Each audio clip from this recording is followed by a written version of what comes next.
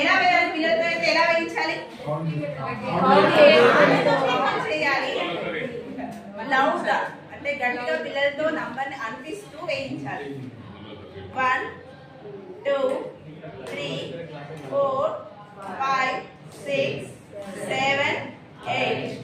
9 10 so madam so ఇక్కడ madam correct గా count చేయలేదు